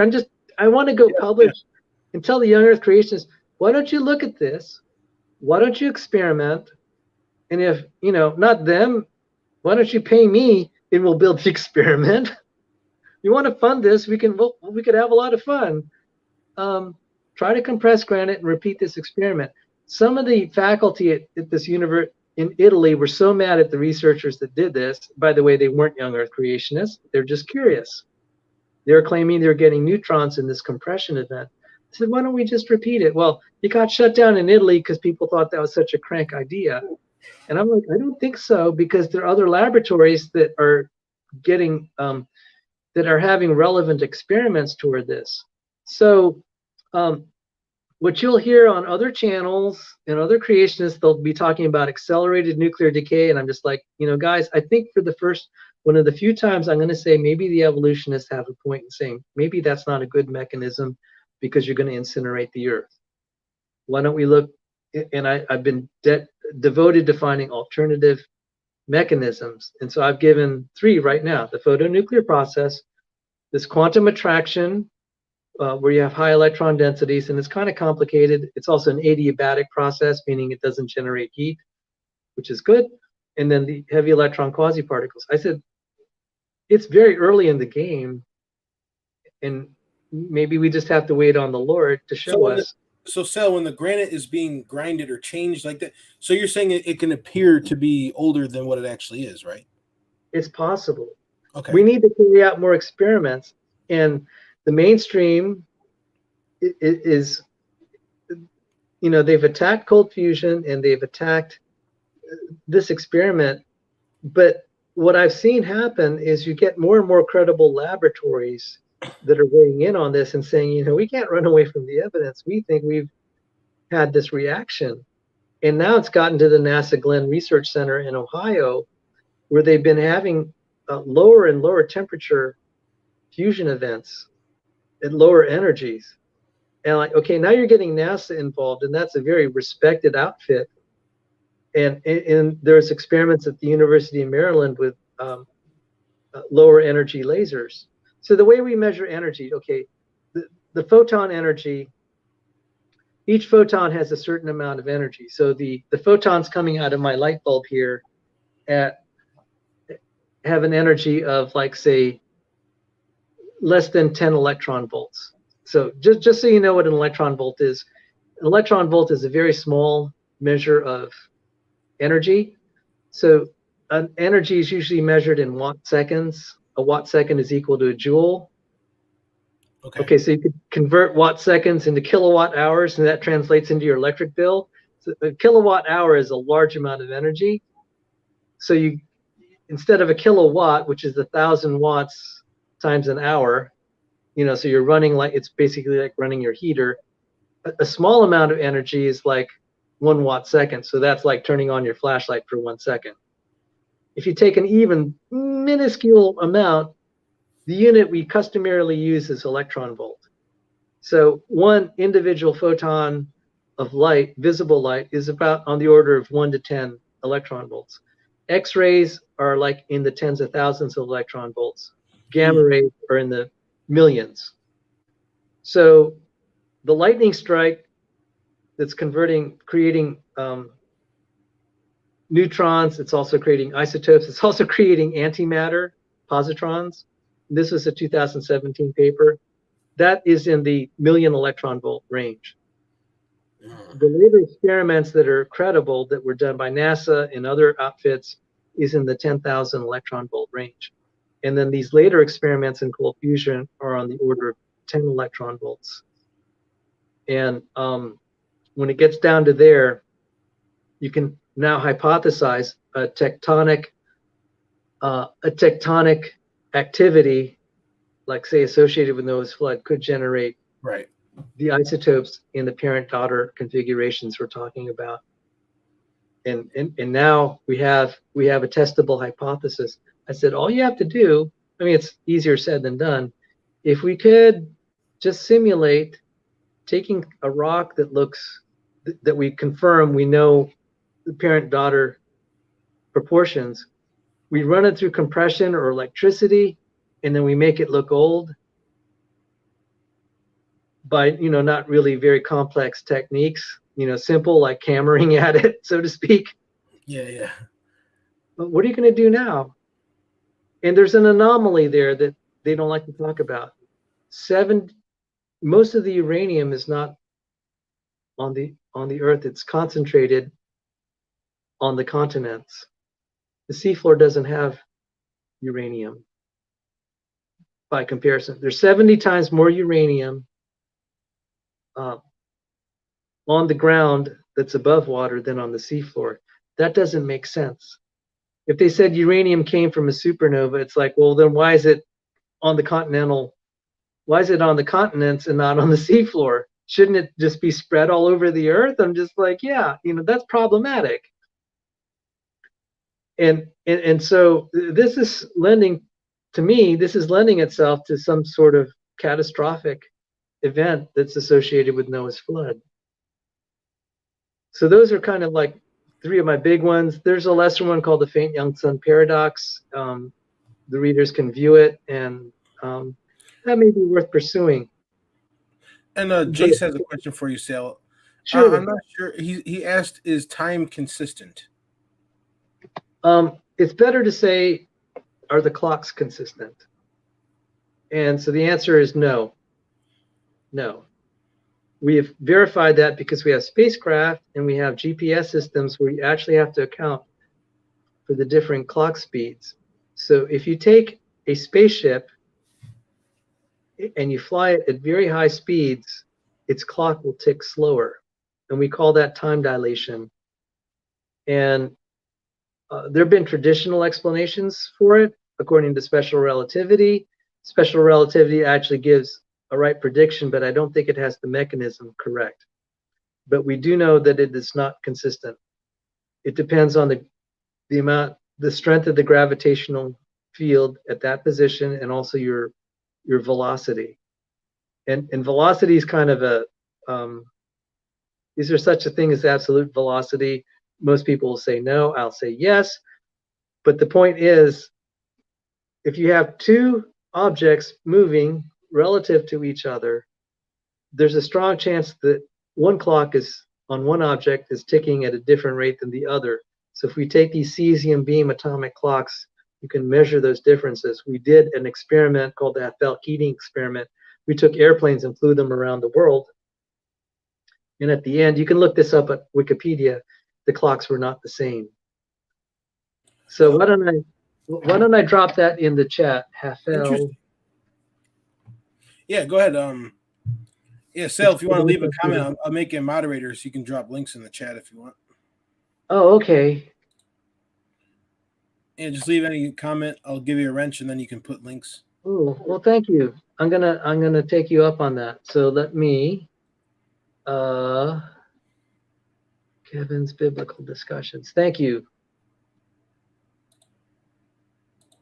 So that was a great question. So that does relate to the young Earth creationism, because if the clocks can be different depending on your location in the universe, that could explain how distant starlight could arrive here.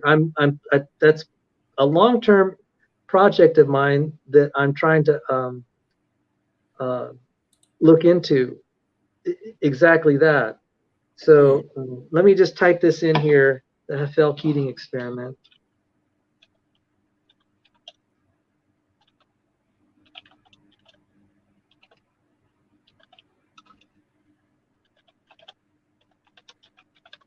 On differing clock rates. Paul says Graham ages quicker than we do. Yeah.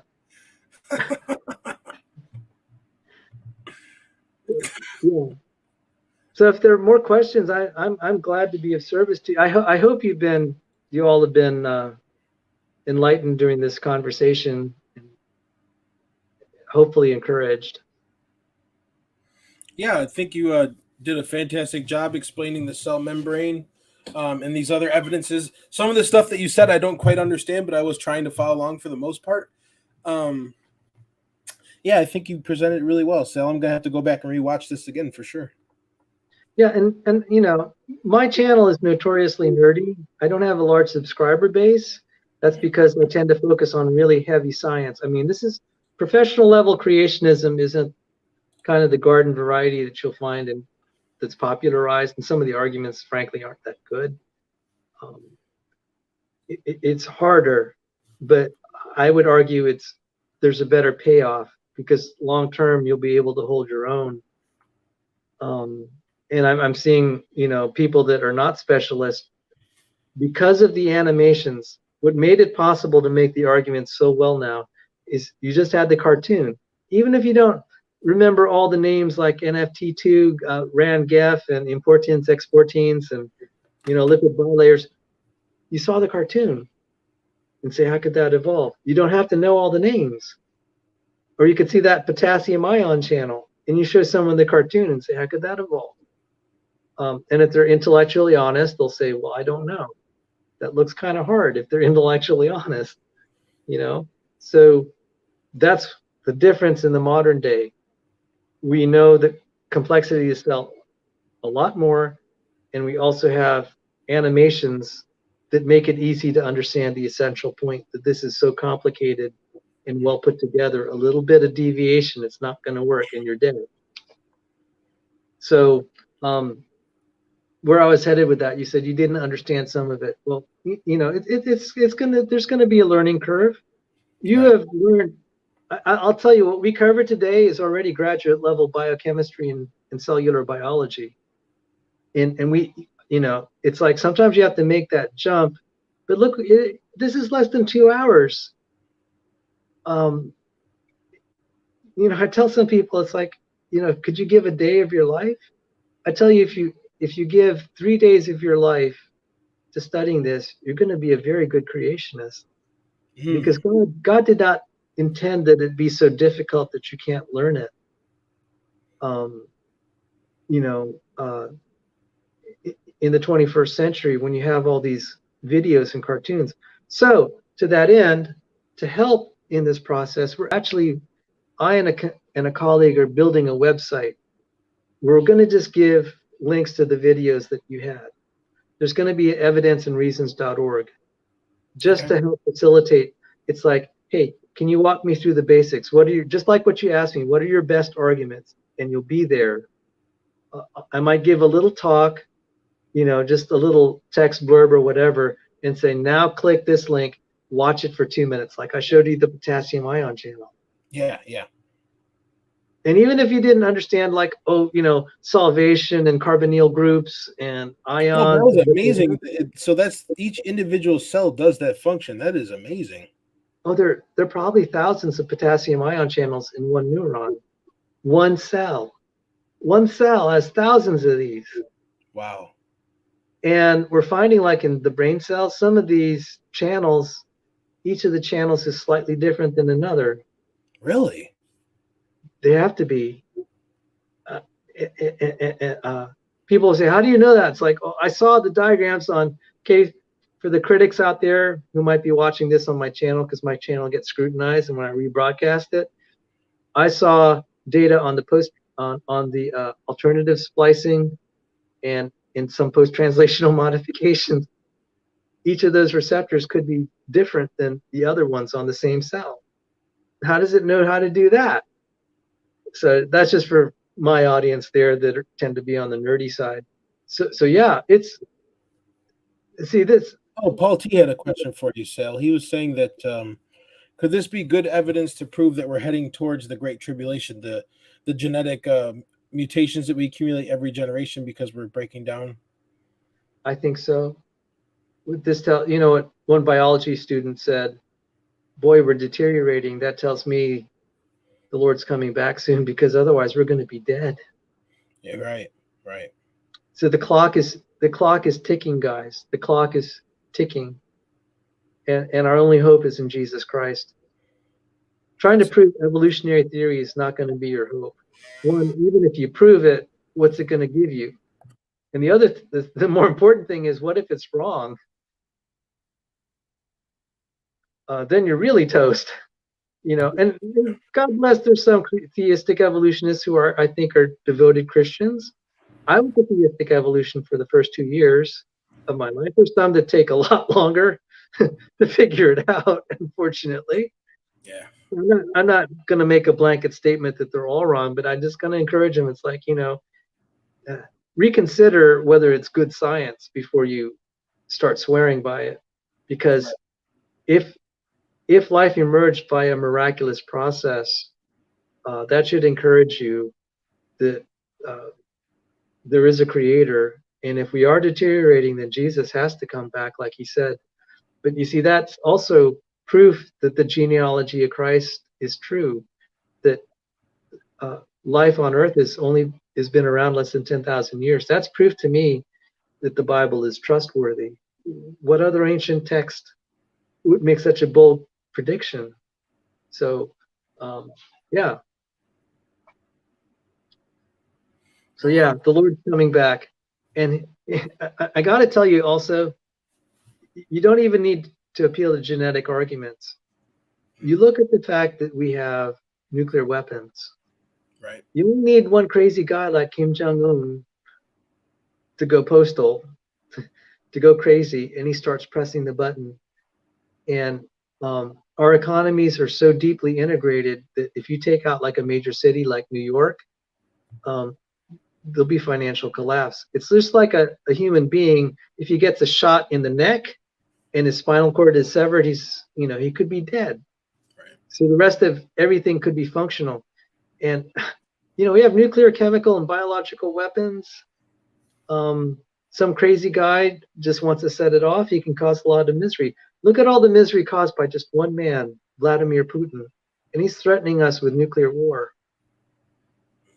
How long do you think the human race can go on this path? Yeah. So, Shalom, thank you, Brother Paul, for this question. He says, is there any chance of things changing as they are progressing, or is it inevitable? I think he's speaking of the genetic mutations. Like, is there any way for humanity to recover from all the flaws that we've accumulated over the generations? Or is that permanent? No, and that's part of the research I did with Dr. Sanford. Well, Dr. Sanford, really more to his credit. I just was piggybacking on his work. And the basic thing is trying to re-engineer the genome. So what would that mean? And let's just take this. He was a genetic engineer, and I said, in the process, you must have blown a lot apart a lot of cells, blown apart a lot of cells. He said, oh yeah, we had a lot of failures. To make one improvement, we're just shooting the DNA, and we hope we get that DNA in the right spot, and it does something beneficial where there's a genetic improvement. But he said, I blew apart a lot of cells. So let's say we're trying to do that to human embryos, zygotes. You're going to have a lot for every one person that might have a genetic improvement. You could have hundreds that have birth defects. And, I can't imagine a mother having hundreds of kids. Most of them are defective, and then you have one that works. So not only is the birthing process almost going to be prohibitive in that case, right? There's some ethical implications of that, where you're making hundreds of kids with birth defects. And then even then, you might only be changing, right? You have like 100 new mutations per generation. It's very hard to identify which they are, for one. And a lot of times you can only fix like a few positions at a time. It's going to be hard to do it across a genome that's 3.3 gigabases. So there's some practical barriers to us healing. And like myself and John Sanford, it's God saying you cannot. This is God's way of saying you cannot work out. You cannot save yourself. It does say in the Bible, work out your own salvation, but I think what that means is you're already saved and you're letting it express itself in your life, but you cannot save yourself. Only Jesus can save you. Right. And that's also for our genomes too, not just our souls. He has to come back and redeem our bodies too. Right. And I think the Apostle Paul said that because I think he was speaking broadly to a group of people. Examine yourself. Have you really been born again? Have you really trusted Jesus Christ? And Brother Graham Gould said he had a question for you. He says, what do old earth creationists do with biblical evidence for a young earth? Example, Adam was 6-day and chronologies. Well, since I was an old earth creationist, I said, I'm going to leave that to the theologians. Meaning, I said, I don't know. I read the Bible, and it's like, that looks like it's a 6-day creation and recent. And I said, well, there are lots of passages in the Bible I don't understand either, that are really hard. And I'm just going to love Jesus, and that's all that matters. That's right. And honestly, I've met some pretty nasty young earth creationists. Yeah. Well, the age of the earth isn't a salvation issue, but it's nice if an atheist or a skeptic or someone out there, they're asking questions, they're saying, well, the earth can't be this age, or evolution is proven true. If we could have answers to give them to, anyone that's actually honest, not just like a dogmatic atheist that doesn't care, but someone that's actually honest, and you give them an honest answer and it gives them something to ponder. I think God can work through that. Yeah. So Graham said biblical evidence, and I just got to say, there are a lot of Christians that want to believe the Bible and think it's inerrant, and they're challenged by the data they have in hand. And people say, well, that's man's viewpoint. And just like, well, it's a lot more subtle than that, because if you are an electrical engineer, as I was, our profession is driven by electricity and magnetism. Electricity and magnetism give us the speed of light. I had to study electromagnetic theory, and electromagnetic theory says the speed of light is constant, and if the stars are that far, then the universe is old. It's that simple. And then there's a conflict between what they practice professionally, that they're able to make all these wonderful new technology, these technological devices. It's very natural for them to be old earth creationists. I get just a little irritated with these theologians. It's like, why don't you try to build an electrical system? Why don't you study electromagnetic theory? and you see how well it applies, you'll begin to appreciate how difficult it is to believe the earth is old. So what changed my mind? When I went to graduate school, and even before, I had been hearing that there's a possibility that the speed of light varies. So all those equations as an electrical engineer that I used, it might have only limited application. It could be different. Go on. I said I've heard that before, that it's possible that the speed of light isn't always been the same. Yes. Or is it there could change depending on your position in the universe, which is also compelling. Okay. But the problem is it's a speculation, and we haven't had a lot of proof that it could, but we're starting to. We're starting to, just like with radiometric dating. So I just say sometimes you might have to wait on the Lord, and I would just be patient with the old earth creationists. They're really on your side. A lot of them are younger. I like to think of them as young earth creationists in waiting, okay? Yeah. Because why do I say that? A lot of the best young earth creationists were old earth creationists at one time. I was an old earth creationist. Dr. Sanford was an old earth creationist. I've met a lot of young earth, about a third of the top researchers who are young earth creationists, who are professional scientists studying creationism, were old earth creationists. Wow. I actually don't meet too many of them that were theistic evolutionists, unless they had come from, like, say, they came from that background where they grew up in a home, either they're atheists, or like me, I was raised in a Roman Catholic home before becoming evangelical, accepted evolution. Right. But, we'll study things like the cell. It's like, yeah, it's clearly like it got created. It's now just determining the chronology. Yeah, I want to be a little more charitable to them, because they do have good points, and those are the points that professionally I'm investing my time trying to address. I'm not going to demonize them. I'm going to try to say, okay, I know what will persuade them. I need an experiment, and I've actually been building experiments to that effect. On my channel, I talked about a laser interferometer I've been trying to build to help test out some theories. I've got inconclusive results, but I'm going to pursue this. This may be the last thing I do before I die, is get that experiment to work. Yeah, God willing. You will. Yeah, God willing. Yep. Well, we're coming up. Well, actually, we're slightly over 2 hours. So is there any more audience Q&A for Sal? I'm not going to hold them up too much longer. Yeah, please feel free to come to my channel.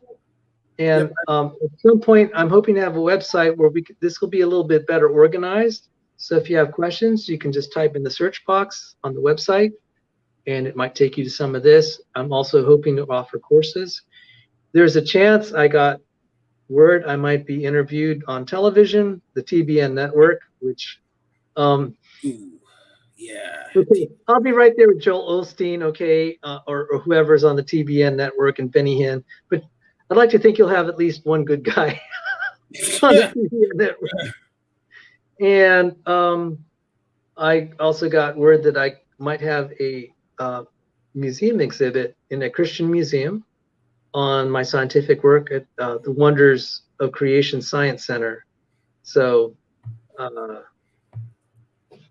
thank you, Sal.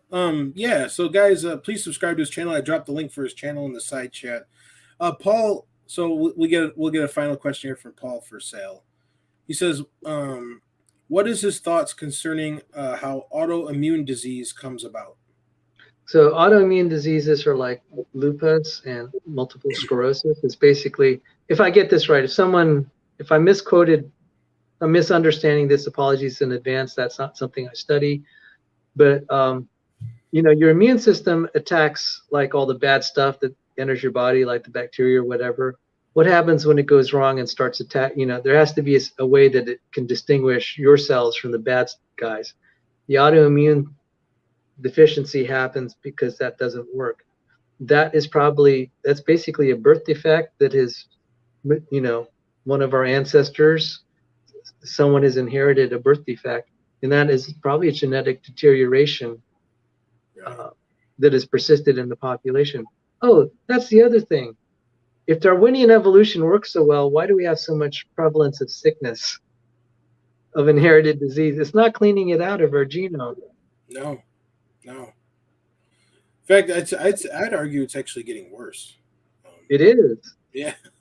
Oh, by the way, guys, I tell the evolutionists, this is a testable hypothesis, and I'll never forget I was on a debate with Dr. Daniel Stern Cardinal. He and I are in good terms, but I'm sorry to have, every now and then I have to kind of just say, hey, we disagree, and I think I got a good point here. I asked him in the debate, I said, can you name one major geneticist that thinks the human genome's improving? He gave kind of an evasive answer. I'm just like, yeah, you and I know the score. We're not improving, and you're not going to find any scientist of high rank that thinks we are. And this is a testable prediction. Our genome's going to decay, and may the Lord return soon. Amen. Because otherwise, we're all going to be jellyfish, Yeah. Well, thank you for coming on, Sal. I greatly appreciate you coming on, bro. That was really nice of you to do that and to share this stuff with us. I'm gonna have to rewatch this again because you did say a lot of things that were kind of hard to understand. So I'm gonna probably have to try to digest that. You know what I mean? Yeah. But no, this was fun. Yeah, if you ever want to do another presentation again sometime or whatever, I'm cool. Always welcome to have you here, man. Thank you. And you're welcome to come into my channel or something, or I could rebroadcast on my channel. So any of the specific stuff, because this is like a fire hose, a huge data dump, and we can go through things a little slower. Sure. And I delight in doing that because it'll also equip you to witness to other people.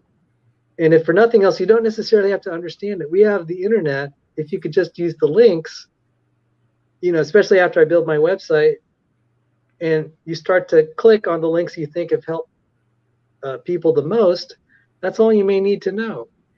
Okay. I mean, but at the same time, though, if you don't have access to the computer, if you're like face-to-face talking to somebody, it would be good to understand and be able to explain something. Yeah, I think the geometry argument, I'm trying to push that. I say geometry is priority. Just think of a nut and bolt connecting. And I said, a lot of the cell parts have to connect with even higher precision. Right. Much higher. So. Yeah. Well, thank you for joining me, Steph. God bless everyone in the chat. Paul, Kelvy, I see Heffy's here. Who else we got? We got Graham, Cheryl, Jill, and did I miss anybody? Jace. And yeah, I think that's everyone. Yeah, so we got 5 viewers at the moment, but yeah, like I said, I didn't know LPP was gonna be streaming at the same time. We probably could have had a few more, but that's all right. But I appreciate everyone that did show up. If you find this beneficial, if you learned something, you enjoyed this, please consider subscribing, like, and sharing. And also please go over to Sal's channel and subscribe to him. I think Sal would appreciate the subscriber base. I think he deserves it. He does good work in science, and he uses it for the glory of God. So we should all sub to him. And again, thank you so much for coming on, Sal. Appreciate you, brother. Thank you. Till next time, stay biblical, guys. See you later.